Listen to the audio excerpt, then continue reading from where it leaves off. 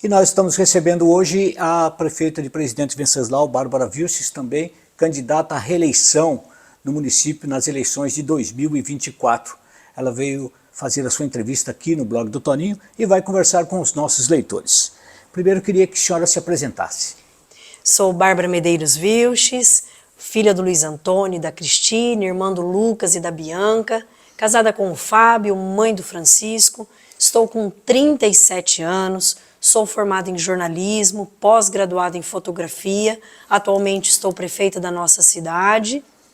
Eu trabalhei durante 20 anos no comércio aqui em Presidente Venceslau, onde fui proprietária da Doce Delírio. Tive uma participação como presidente voluntária no Lar Aconchego e estou aí tentando a minha reeleição.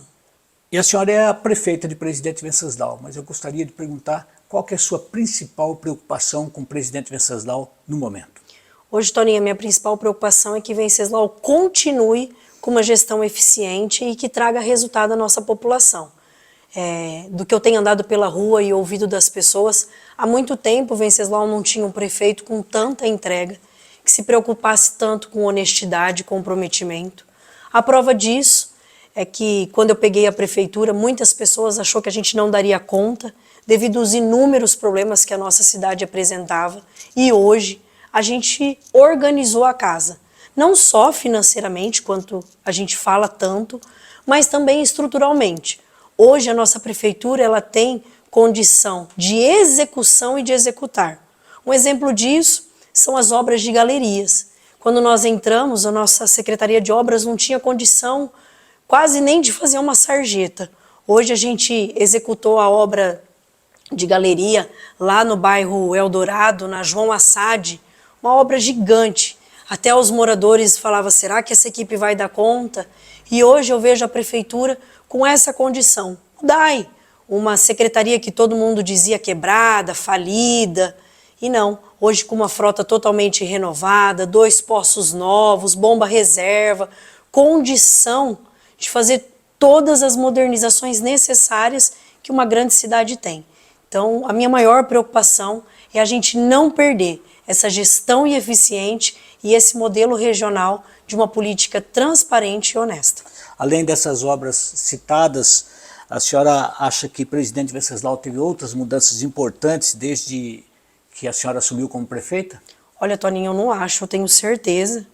É visível, quem anda pela cidade, apenas quem não quer ver, né? Mas quem anda pela cidade percebe o quanto a gente movimentou essa cidade com obras, com coisas que a nossa população chegou a desacreditar. Eu vou dar alguns exemplos, né?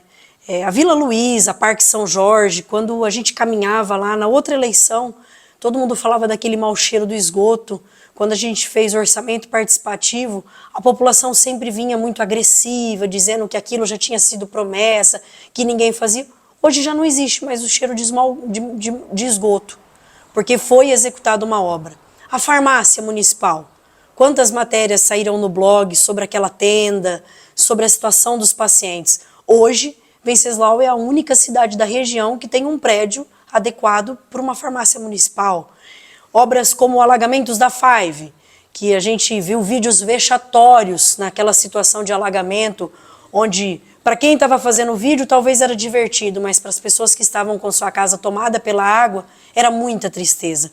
Hoje chove, aquela bacia seca deu 100% de resultado, 36 bairros com lâmpada de LED, então eu vejo inúmeras mudanças. Mas eu acho que eu, prefeita, falar que teve mudanças, é como o santo contar o milagre, né? Eu gosto de me apegar a dados e fatos de órgãos fiscalizadores, como o Tribunal de Contas. E hoje, Presidente Venceslau, no IGM, que é o índice que mede a efetividade de gestão municipal, nós estamos entre as 52 municípios com gestão eficiente do estado. Na região são só 7 com a nossa pontuação. Nós também recebemos um prêmio da Caixa Federal Safira. Venceslau é a única cidade da região com esse nível, onde mostra uma gestão sustentável e eficiente. Então não sou eu que estou falando, mas eu ouvi diversos depoimentos nessa campanha da população, onde cada um viveu uma mudança. A espera da ambulância, que saía às 5 da manhã e voltava só no fim do dia. Hoje são inúmeros horários, o lanchinho, o calor dentro da sala de aula que não existe mais, o material de qualidade da educação, enfim. Se eu for falar, a gente vai ficar o tempo da reportagem aqui e eu não vou terminar de dizer. Então, Venceslau tem sim muitas mudanças a comemorar. Quais são os contatos importantes que a senhora tem junto aos governos estadual e federal para conseguir verbas e emendas para o presidente Venceslau no caso de reeleita? Hoje eu tenho 5 grandes partidos apoiando a minha candidatura, né? Mas que tem grandes contatos tanto no governo estadual quanto federal. Mas eu provei isso, que em 2021 isso não é o único, né? Não basta ter grandes partidos. O que faz o seu destaque diante de um governo é o estilo de gestão e como a sua gestão mostra os resultados. Lá em 2021, como todos lembram, eu fui eleita pelo PV, sem apoio nenhum, chapa pura. Todo mundo ainda brincava nas propagandas políticas, onde essa menina vai, ela não conhece ninguém, ela não tem nenhum deputado. E como vocês acompanharam ao longo dos meus 3 anos e 8 meses, eu, de Brasília a São Paulo, eu bati em muitas portas e tive muitas portas abertas. Hoje eu tenho um contato direto com o nosso governador, Tarcísio. Tenho como falar com ele pessoalmente sobre demandas necessárias para a nossa cidade. O secretário da Casa Civil, Arthur Lima, tudo que eu preciso eu ligo e peço um socorro para ele. Secretário de Segurança Pública, o Derrite, contato direto comigo, sempre tem nos ouvido. Ministro Celso Sabino, ministro do Turismo, muitos deputados que vêm trabalhando em parceria e realizando essas mudanças que eu citei na pergunta anterior. Mauro Bragato, Marangoni, Maurício Neves, Capitão Augusto, Lucas Bove, foram inúmeros. Acho que eu citar é até chato, porque eu vou deixar de falar muitos deles, mas eu provei que a minha seriedade e o meu trabalho diferenciado e transparente na política abriu portas do governo estadual e federal para mim. Bárbara, presidente Venceslau ainda tem parte da sua área central calçada com pedras que causam muitas ondulações para quem transita de carro. Dá para modificar isso? Sim, Toninho, eu acredito que tudo é possível modificar. A gente já provou isso em outros problemas. Mas quando eu olho para bairros que ainda faltam infraestrutura, eu acredito que a gente tem que direcionar as nossas forças para isso. A gente ainda tem muito bairro sem nenhuma infraestrutura, uma herança que a gente recebeu aí, bairros sem galeria, sem esgoto, sem nem guia, nem sarjeta, nada. A nossa gestão, apesar de ter avançado nisso, a gente conseguiu, vou dar um dado aqui, vou até ler, 18.990 metros quadrados de pavimentação com blocos de concreto, o valor de R$2.740.000 de investimento, e pavimentação asfáltica a gente conseguiu 5.900 metros quadrados, o valor de R$1.200.000 de investimento, que vários bairros da cidade foram beneficiados com essa infraestrutura que a gente trouxe. Alvorada, Europa, Parque São Francisco, Azenha, Paineiras e Ipanema. Mas a gente tem muito para avançar ainda com relação às ruas de terra para serem pavimentadas. Em um paralelo a isso, a nossa gestão deu um passo largo com relação aos recapeamentos. A gente conseguiu recapear as principais avenidas da cidade, Tibiriçá, Tiradentes, Carlos Platizek, Avenida do Fórum e Newton Prado, e nós compramos todo o maquinário, uma usina de lama asfáltica, para que a gente saísse daquele sistema arcaico, que era jogar o piche, ficar dando ré com o carro para frente, para trás, e hoje a gente consegue fazer uma rua inteira, onde a gente tem um programa, a Rua da Semana, e a gente faz um trecho por semana. Já foram mais de 50 trechos desde que a gente comprou esse maquinário. E a gente pretende avançar nesse quesito. E a senhora tem noção de quais são os principais problemas que os produtores rurais do município enfrentam para produzir e comercializar os seus produtos? Sim, tanto que está no nosso plano de governo, a gente ter o SIM, né, que é o selo de inspeção municipal, para a gente poder regularizar para esses produtores rurais poderem expandir a sua venda até regionalmente e serem regularizados. A gente hoje conseguiu estar dentro do consórcio regional, pagamos uma dívida que tinha ficado de herança da gestão passada, quitamos essa dívida, fomos aceitos em uma assembleia e o plano para a próxima gestão é a gente ter o selo SIM, né?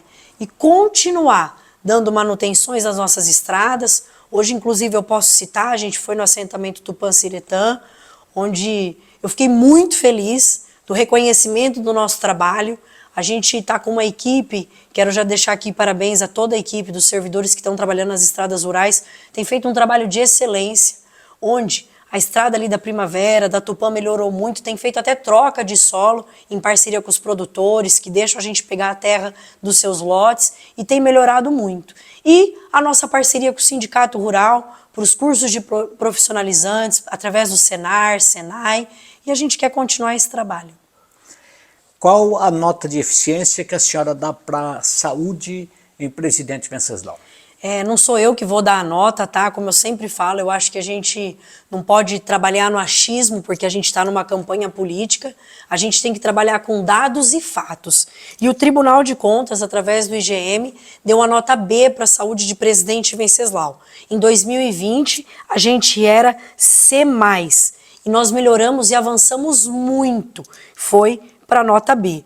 A saúde é um ponto de atenção sempre, que nenhum gestor vai poder achar que está bom ou que está tranquilo, pois ela tem um problema no circuito nacional, onde a gente precisa sempre ter dedicação, ter empenho, porque as demandas só aumentam.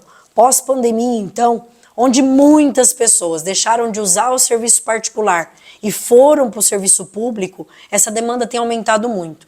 A nossa gestão tem trabalhado muito para mudar essa realidade. Eu tenho aqui uma lista, eu fiz questão de trazer impressa, uma lista de tudo que a gente conseguiu implementar. Quando eu vi as perguntas, Toninho, eu até lembrei. Quantas vezes a gente já foi matéria na TV Fronteira, no teu blog, tal médico está, tal postinho está sem médico, população sofre há semanas. Hoje, a nossa gestão tem médico em todos os postinhos e lá no posto de saúde, no postão central, a gente tem 5 médicos que, para que eles servem?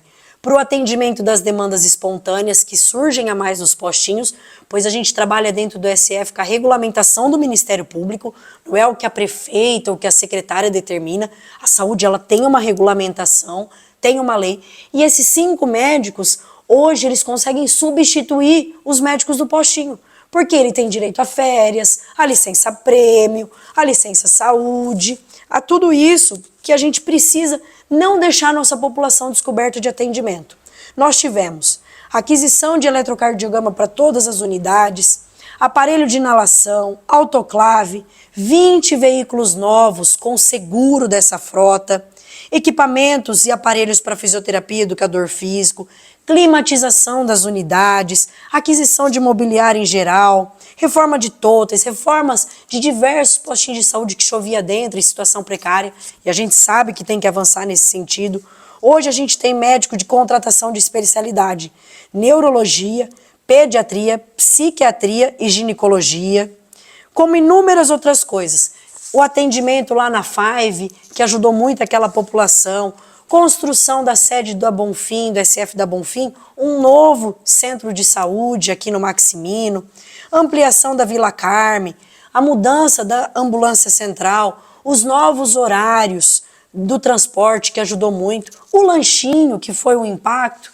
Inclusive, Toninho, eu vou dar um destaque a isso, porque na nossa andança da política, e já faz um mês que a gente está em campanha praticamente, essa é a política pública que mais deu impacto. Aumentar as linhas para os exames e um simples lanche, porque muitas pessoas iam em jejum fazer seus exames. E a gente pensou com carinho, colocou ali um achocolatado, uma bolacha doce, salgada, uma barrinha de cereal, tanto para o paciente quanto para o acompanhante, e isso tem feito a diferença na vida de muitas pessoas. Os que usam o transporte e até aquelas pessoas que não usam, por quê? Muitas vezes o funcionário, o trabalhador da empresa, hoje ele não precisa mais perder o dia de trabalho, porque ele consegue ir e voltar com mais agilidade. A atual administração ergueu um prédio próprio para a farmácia popular. A senhora achou esta ação boa ou preferia que a prefeitura tivesse organizado um sistema de distribuição de remédios em domicílio sem a necessidade de um ponto fixo que custou cerca de 1,5 milhão, 1,5 milhão dos cofres públicos? Não é uma questão de ser boa ou não, Toninho. A construção do prédio da farmácia era uma questão necessária. Por inúmeras vezes, a nossa prefeitura foi destaque no seu blog, em jornais, na TV Fronteira, da situação, eu posso dizer vexatória, humilhante, que os pacientes se encontravam debaixo daquela tenda. Quando eu recebi a administração municipal em 2021, junto eu recebi a farmácia, a tenda e a pandemia. A gente não tinha espaço suficiente dentro da farmácia para receber os pacientes de maneira adequada, devido que a gente tinha um distanciamento. A gente precisava fazer a entrega dessa medicação, que era uma questão, um serviço que não se interrompe, e a solução que a gestão anterior arrumou foi colocar essa tenda. Eu sempre tive uma preocupação enorme, não só com o calor, com o sol e com a chuva, mas um acidente que poderia acontecer ali, e uma história irreversível, né? E a gente trabalhou desde o primeiro dia, planejou para a construção dessa farmácia. Porque quando a gente fala de medicamento, principalmente político, eu acho que ele fala de uma caixinha de remédio só. E o medicamento ele vai muito além disso. Ele tem legislação, ele tem norma para ser seguido, é sério. Medicamento não é só você colocar em um local e distribuir. A gente é a única cidade da região, e isso foi dito no dia da nossa inauguração pelo Conselho de Farmácia, que tem um prédio apropriado, pois a medicação precisa de um armazenamento correto, ter gerador, ter resfriamento, ter um almoxerifado adequado que passe pelo Conselho de Farmácia. E isso é um assunto sério, que só um gestor de responsabilidade consegue não diferenciar se é bom ou ruim, mas o quanto isso era necessário para a nossa população. Eu vou dar alguns dados aqui que talvez vocês desconheçam. A média de atendimento, os nossos números. Atendimentos diários na atenção básica, 250. Total de pacientes aproximadamente no setor jurídico, 120. E o alto custo, que é aquela farmácia do estado, onde o município é responsável apenas pela distribuição, não pela compra do remédio, se tem ou não o remédio, que nesse período costumam dar uma distorcida nisso, né? O município é apenas responsável pela entrega, para o paciente não ter que pegar um transporte lá em Prudente e enfrentar a fila. Então a gente faz esse trabalho de buscar o remédio do alto custo e trazer para ele, para 1.650 pacientes. A gente tem mais de portaria, leis que regem mais de 4 legislações sobre farmácia e entrega de medicamento. Tem uma legislação sanitária para isso. E eu costumo até achar engraçado quando fala da entrega do medicamento em casa, como se fosse uma política pública que do dia para a noite você implanta e tá fácil. Aí eu deixo uma pergunta. Por que o programa Farmácia Popular do governo federal não faz a entrega em casa? É proibida. Porque não é apenas dispensar um remédio. Não é você jogar o remédio na casa do paciente e falar tá tudo certo.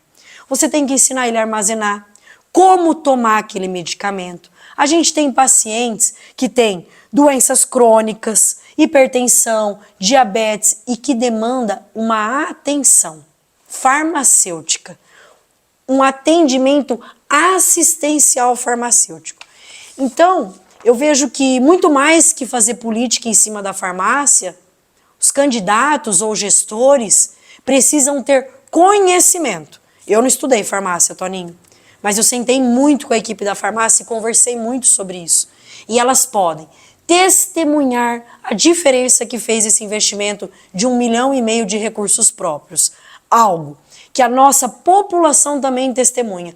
A diferença que tem na vida de cada paciente que vai retirar seu remédio num prédio próprio.